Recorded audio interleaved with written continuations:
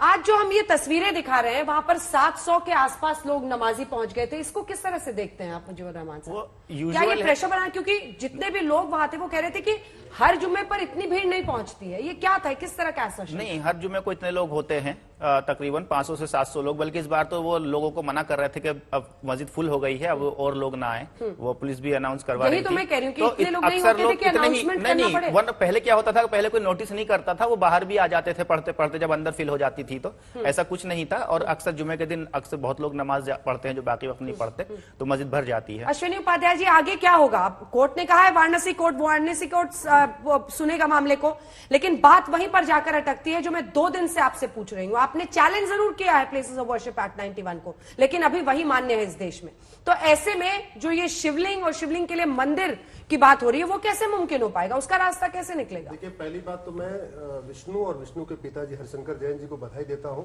ये लोग कई दिन से सोए नहीं है, नॉन स्टॉप काम पे लगे हुए हैं।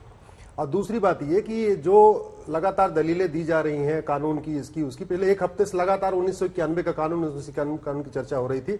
आज सुप्रीम कोर्ट की 3 जजों की बेंच ने कह दिया ये कन्वर्जन को रोकता है, ट्रायल को नहीं रोकता। जब तक टेस्ट नहीं होगा कि 1947 में वहां पे मंदिर था या मस्जिद, तब तक बात बनेगी कैसे? वो तो आपको डिस्ट्रिक्ट कोर्ट से ही करना पड़ेगा। डिस्ट्रिक्ट कोर्ट ट्रायल करेगी कि वहां का रिलीजियस कैरेक्टर क्या था।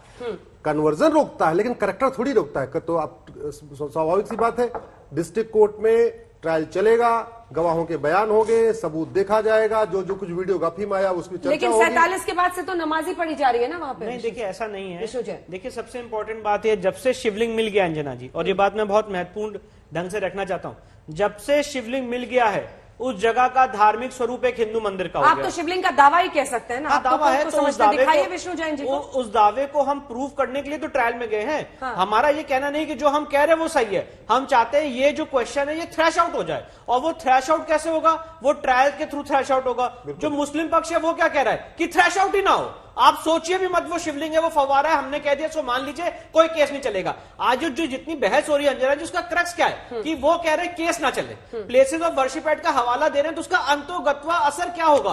प्लेसेस ऑफ वर्शिप एक्ट के आर्गुमेंट से ये होगा कि जो हम ट्रायल कर रहे हैं आज डिस्ट्रिक्ट कोर्ट में, वो आवाज बंद हो जाएगी, वो केस आगे नहीं चल सकता है। हम क्या कह रहे हैं, डेमोक्रेटिक सेटअप में बहुत जरूरी है कि दोनों पक्षों की बात सुनी जाए, केस चले। और यही सुप्रीम कोर्ट ने कहा है कि आप दोनों पक्षों की बात सुनिए। अगर वो कह रहे केस नहीं चल सकता है तो उसको भी सुनिए। हम कह रहे केस, इस मामले में तो मिस्टर मुजीबुर रहमान एक बहुत बड़ा झटका है ना, क्योंकि आप लोग ये मांग कर रहे थे कि जो वाराणसी कोर्ट का रोल था वो सस्पेक्ट है, आप उसकी भूमिका पर ही सवाल खड़े कर रहे थे। लेकिन वाराणसी कोर्ट पर, ट्रायल कोर्ट पर सुप्रीम कोर्ट ने भरोसा जताया है और कहा वही रास्ता है।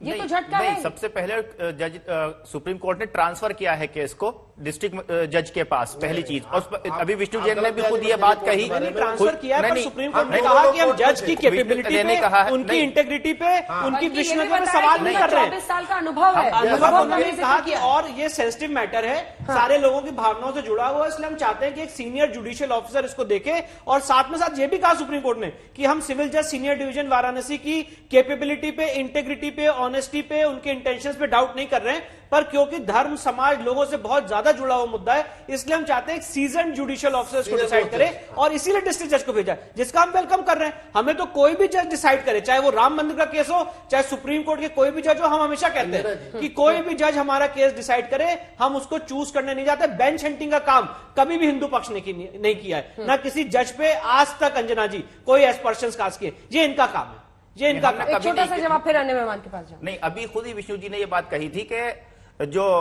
प्रायोरिटी नहीं होती है, ये नहीं कहा है कि प्रायोरिटी बेसिस के ऊपर ये चेक किया जाए कि वो मेंटेनेबल है कि नहीं है केस। कोई भी केस जब फाइल होता है तो सबसे पहले उसकी मेंटेनेबिलिटी ही चेक करता है कोर्ट, बाकी फैक्ट्स उसके अंदर क्या है वो बाद में देखे जाते हैं। आप ये कह रहे हैं कि नहीं वो कहा है, लेकिन ये नहीं कहा है कि वो फर्स्ट प्रायोरिटी पे चेक करें। The first priority of the court यही होती है कि वो जाकर के चेक करे कि केस मेंटेनेबल है कि नहीं है। तो सबसे पहले जब ये ऑर्डर आएगा कि केस सबसे कंप्लीट करने दीजिए। वैसे तो मैं एक बात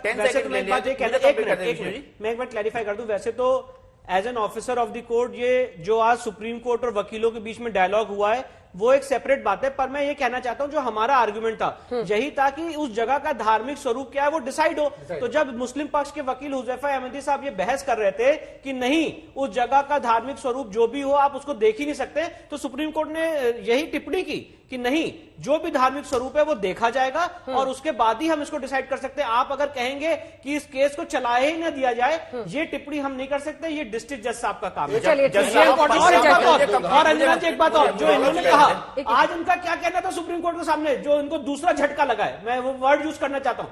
इनके वकील ने सुप्रीम कोर्ट में कहा कि वजू वही होना चाहिए, जिसमें सुप्रीम कोर्ट ने कहा नहीं, वो एरिया सील रहेगा, और वो एरिया तब तक सील रहेगा जब तक आप मेंटेनेबिलिटी नहीं डिसाइड कर देते हैं। इनकी डिमांड थी। पर आगे क्या होगा विष्णु जी? देखिए, सील्ड तो है एरिया जी, लेकिन प्लेसेस ऑफ वर्शिप एक्ट 91 तो आड़े आएगा। आप कैरेक्टर कैसे चेंज हमारे करेंगे? हिसाब से आड़े नहीं क्या आएगा। सोचा हुआ है? मैं इसलिए कह रहा हूं, मैं आपके सामने कह रहा हूं, एडवोकेट कमिश्नर साहब की रिपोर्ट आ चुकी है, उसकी सर्टिफाइड कॉपी हमको मंडे को मिल जाएगी। उसके जितने कंटेंट्स हैं हम डिस्ट्रिक्ट जज के सामने रखेंगे कि इसका धार्मिक स्वरूप एक हिंदू मंदिर का है। इसके अलावा जो वहां पे विभिन्न देवी देवताओं के चिन्ह मिले, गुंबद के ऊपर गुंबद मिला है, हिंदू देवी देवताओं की कटी हुई मूर्तियां मिली हैं, इसके अलावा जो नीचे तहखाना जा रहा है, जो शिवलिंग मिला है, हर एक चीज इंगित करती है अंजना जी की वो एक भव्य हिंदू मंदिर था।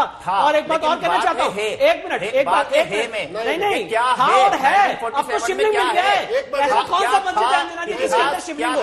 और एक बात और कहना चाहता हूं, जो मस्जिद, सर एक मिनट में क्या है, एक मिनट, वो चलेगा तो क्या था इतिहास में 300 साल पहले, वो नहीं। आपको केस के बारे में नहीं पता, मैं आपको मुझे सब बता मालूम है, पढ़ा सुनिए, हुआ है। दीन मोहम्मद के केस में जो है अंजना वो जी, चलेगा, था नहीं चलेगा। अच्छा मैं बोलूं, historical wrongs can not be remedied, ये खुद जी सुप्रीम कोर्ट आपका ने कहा है देखिए बाबरी अंजना मस्जिद जी, के ऑर्डर जजमेंट में। दीन मोहम्मद के केस में 15 हिंदुओं ने गवाही दी थी, जिसमें कहा था कि वहां पे हिंदू पूजा कर रहा है, वहां पे श्रृंगार गौरी और सारी देवी देवताओं की पूजा हो रही है।